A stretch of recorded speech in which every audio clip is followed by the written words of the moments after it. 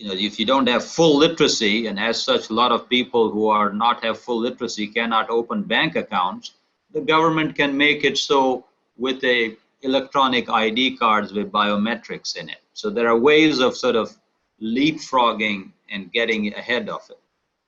In so doing, I'll come back and we can take at specific issues of interest.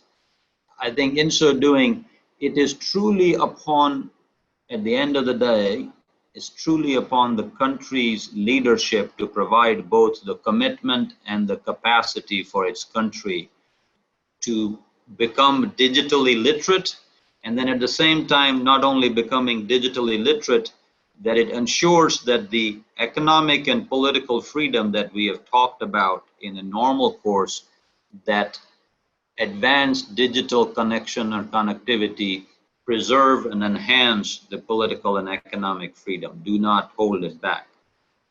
To that end, as my colleague, one of your panelists said it, it all comes down to transparency, transparency, transparency. As long as these are open and the sun is shining on the information, I think people can make good judgments. That is the essence of democracy. You trust the people to make the good when they have all the information. If they have half the information, or if there are dark rooms where they don't have any, then that is where, unfortunate arbitrage happens.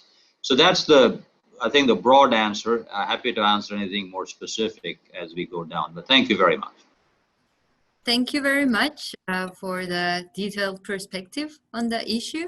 And speaking of bringing equal opportunities to everyone, let me now pass the question to Mr. Alexander Gogoladze, who together with Helvetas, together with SIDA, are engaged in various strategic important projects for Georgia and the region in general, which aims providing certain opportunities to disadvantaged groups.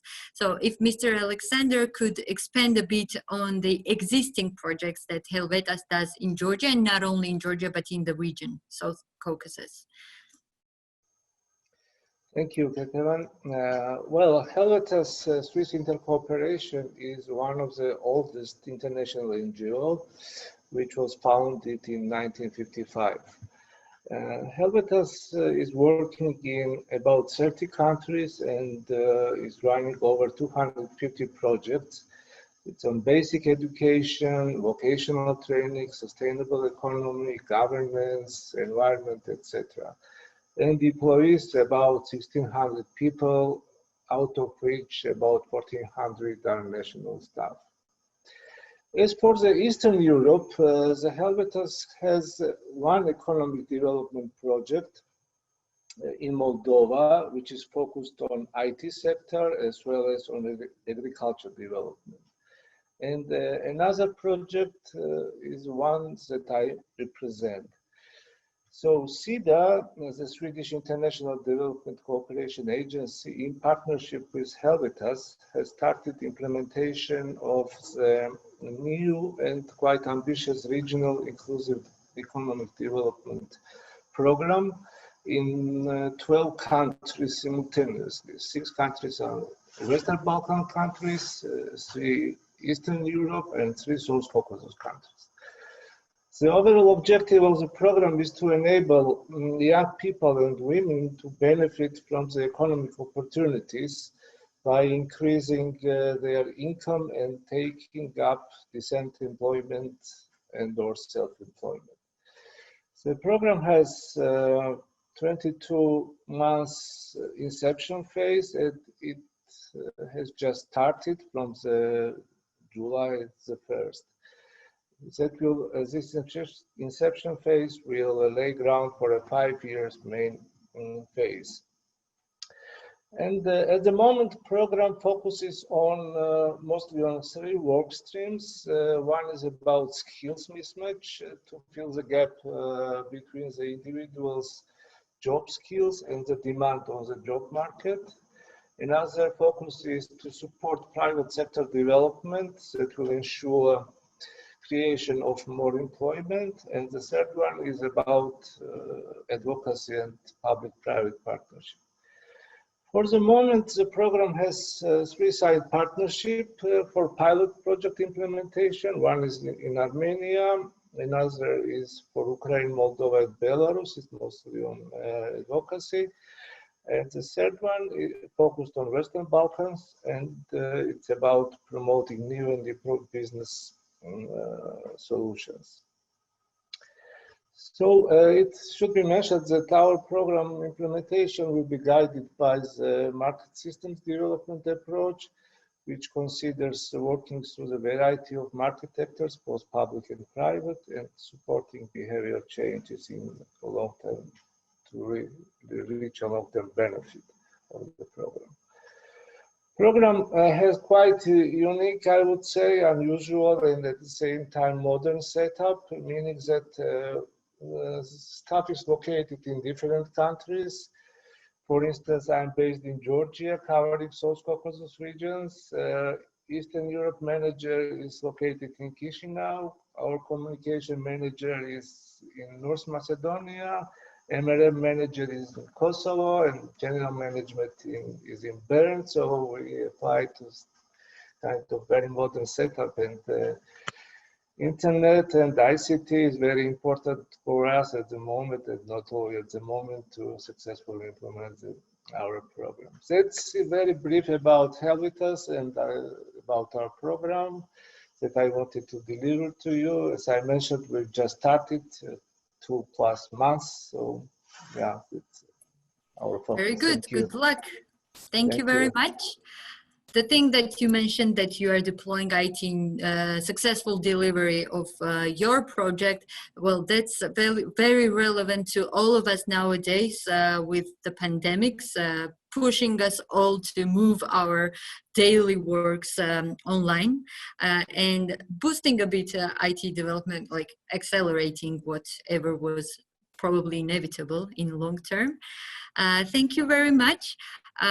So let me move to Oleksiy Sobolev with a question: how was Prozoro.cl born in general? I believe many are following us now online or in the audience in person, who are young individuals who are passionate for their IT ideas and see themselves in future in the industry, who might have very much similar ideas to Prozoro or some other ideas that could benefit general society, but they are either just well, not confident enough yet, or not well, not guided in the process how can they bring forward their ideas and implement them.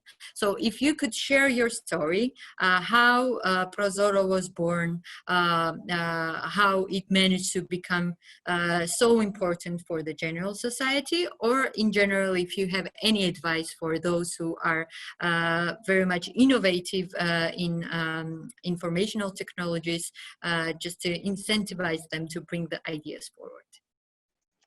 Thank you for the great question. So I personally think that Prozoro is a great example of what Dr. Arha was saying, that the emerging countries could leapfrog with the help of IT technologies, and Prozoro is exactly the example. So, but I would add here one crucial element is the legal side of things. So it would be very it would be easier to conceptualize some IT system and then try to advise the government on how to develop it. But then the government and is about the laws and the procedures. And if the competence within the government, they don't have much of the IT competence, and that's the problem that we were solving by ourselves. So basically we're designing the IT system and writing the regulations that could help and align current laws with how the IT system would work. And that, I think, the key to success. So how the system was born? It was born out of need from the government, basically. So we had a huge banking crisis in 2014-15, where 80 banks, like just half of the banking system was shut down. and they were put into receivership, and all those loans and all those assets of these failed banks had to be sold back to the market. So, and the government had a really hard time on doing that, because we're a low trust country. No one trusts anyone much here in Ukraine. And that's how because the volume of transactions was such like huge volume, then every transaction made a scandal, and which meant for the government that they could not sell those assets. They could not manage them, because there were no transparent mechanisms, and there were no simply like the vehicles on how these transactions could be carried out, so people would trust them, so that the actually person who suggested the highest price received this item. That's how like a group of civil sector activists, me included, came to the government saying, okay, we know how to do legal work for that. We know how to do the IT system for that. Let's make 100% the system 100% transparent and like as diversified as possible. So there would not be a single point of entry for an auction. There would be like dozens of auction websites where you could bid for one asset. That's how like everyone who could come for an auction would actually come. And then because of the transparency, anyone who doubts the validity of the transaction would actually go and check by himself, see the signed contract, see the bids, etc. And the government said, okay, let's try. And we went from pilot project that was piloted for 4 months. It was really successful. And then the government said, okay, the system works. 100% of all the assets were sold through the system for this market of failed banks. Afterwards, the government saw like the value of the platform, and it decided to go with privatization, mineral licenses, and all different markets that are currently in the system. So basically, the brief advice is that you should have different stakeholders aligned. So the government should have a need, and you should understand this exact need. You should have civil society on your side that would actually protect the change, because when we were implementing the change, there were many deliberations on whether to do this or not, because every change is painful for any kind of system. And then you have to have business on your side, and yeah, IT specialists. And you should not forget about the like drafting of laws and regulations. It's not enough for the government to just have a shiny new IT system. You should be actually kind of align that with current laws, or you would have to amend laws that we did for privatization. But because we had such a good reputation for the system, it was really transparent. The government helped us do that, like parts of the government that were pro-reform. Yeah. Thank you very much for naming the key ingredients for the success. And may I pose one follow-up question on that? So you mentioned stakeholders, and before, during your presentation, you named several NGOs and development organizations. May I ask, what was their actual input in the project? So were they involved on the policy level? Were they involved like financially or through consultants, or what was the input from the organizations? So as you have seen on the slide, we have a roster of different development organizations and NGOs that helped the project, and they were engaged on all the levels. So some did advocacy work, some helped on drafting regulations, some organizations helped financially, as EBRD did, and also technically by helping us install for one the supervisory board to the state-owned company that we are operating the system with, and that's how kind of every donor provided some kind of additional value on not just like financial thing, but also the context, the lobbying efforts, the advocacy, and that's how we try to kind of manage and align all them to make reform successful. Thank you very much. May I now pass the question to Mr. Alexander Gogoladze? You recently shared the current project details you are doing in the region.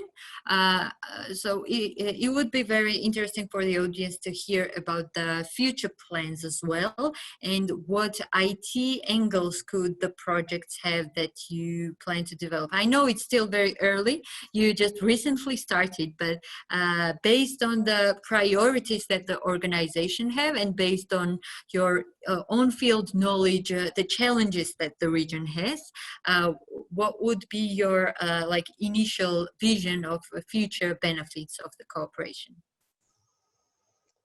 Thank you. Yes, as I've already mentioned, our program is implemented in 6 countries of this region. I mean, Eastern Europe and South Caucasus, which is interested for this forum. As the program has recently started, we are in the inception phase. We'll be carefully looking into different sectors where we can contribute most. So while applying a systemic approach, it's very important for us that market systems analysis is conducted, which we just started, you know.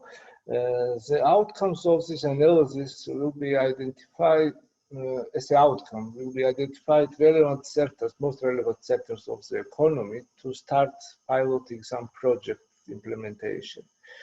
As you rightly mentioned, it's a bit early to say that we will be entering IT sector, but it's obvious that we cannot ignore this booming sector, especially when it involves mostly young people, which is quite a focus for our program, by ensuring their skills improvement as well as relatively short period of time is needed for them to increase their skills and to find decent jobs or possibilities to be self-employed. So the current COVID pandemic also shows that IT sector is very important for general development, and it became an integral part of our life. So to say it again, we are not 100% sure that we'll tap into this sector, but at the same time, very much keen and hope that we'll be highly involved in further development of this sector in our focus countries. As I've already mentioned, one program which is implemented by Helvetas in Moldova, it's focused on IT sector development. And most probably and hopefully the market system analysis findings will guide us to tap into this sector, because it engages and a lot of young people, and our focus is creating decent jobs for the young people especially. Thank you. Thank you very much. So we are a bit tight on time, so let me pose just one last question to Mr. Arha, if I may. So Mr. Oleksiy mentioned that in order to successfully implement a certain IT solution, the absolute must ingredient is the willingness of various actors.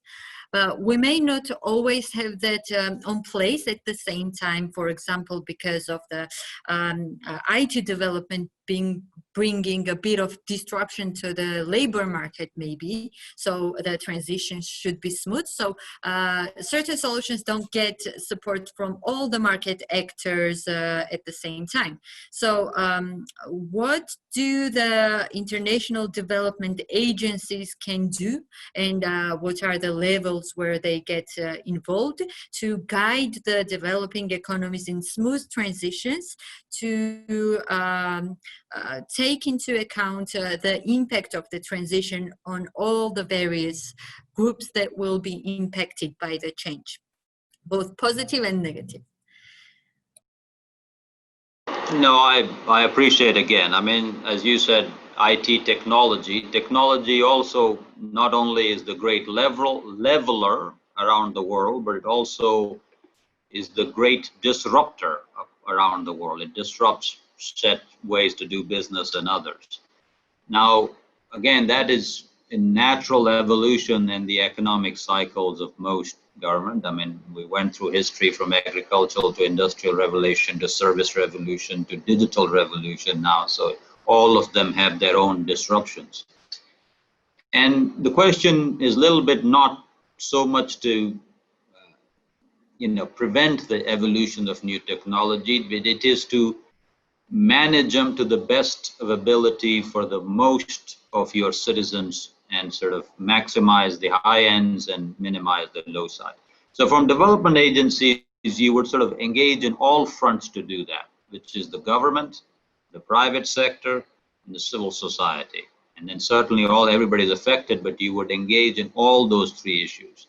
So particularly, as you mentioned, by most such agencies, development agencies, would be engaging with the government sectors that are engaged in either planning of issues, planning on digital technology, or the new ministries. A lot of them are creating new ministries or new offices of IT and digital security and digital connectivity and cyber security and sort of economic tools related to those. So there's a lot of technical assistance, capacity building, and largely an ability to foresee, as you mentioned, which would be the industries would be most impacted, which are the industries that need to be most sort of transition and trained into the new technology to sort of have a smooth transition. Then most importantly, I think, is to engage with private sector engagement, because oftentimes, as your colleagues on this panel has demonstrated, that government cannot do all the planning and all the forethought and all seeing in the future. That really comes from the interesting and inherently organic actions that take in the private sector. So private sector will tell you in a good open free market as to where the industry is going, where are the new jobs, where are the new opportunities. And I think Eurasia is a good example of this among the young people, as they're saying. They'll tell you where they see the biggest opportunities. So then the question is, how can you facilitate that? So at AID, there's a private sector engagement strategy, which kind of looks at this particularly and how digital can work out on it. And then the civil society plays an important role as a bridge to both hold the private sector and the government accountable to say, hey, wherever you're missing it out, let us tell you whether how the cooperative farmers are being affected by it. How are the school teachers being affected by this? How are the the day laborers who work for everyday wage are affected by this? And what needs to be done in sort of working in this particular context? And it also allows, in many ways, where sort of women's empowerment or those sectors that have been traditionally and historically left out, civil society can bring them to play and say, so you've got to work. There's no silver bullet. It is just a good, solid, sustained engagement among the government, among private sector and the civil society, and all of them providing a checks and balance to say how best we can transition from one technology to another, while at the same time leaving no one behind. But a good example, and you've got good examples in the Eurasia for this. I think certainly the Estonia model, which is often talked about on how well to provide digital services and digital empowerment, I think is a great model for the particular region.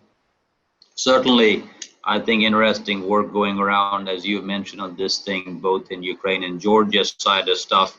And so there are several good examples around the world to learn from on how digital empowerment can happen, both politically and so. Another, I think, I'll stop there, but happy to answer. But appreciate the opportunity to talk. Okay, back to you. Thank you very much. It is rather important to see the benefit of international development agencies in sharing this experience, because they have presence in throughout different regions, and they can kind of pass the know-how and possibility of various IT solutions from one country to another. So let me conclude the session now, as we are tight on time. I want to thank all three speakers very much for their interesting answers. And I would like to thank strategists as well for organizing this event and bringing all these amazing people together who are sharing their experience around the topic. Thank you very much. Thank you. Thank you.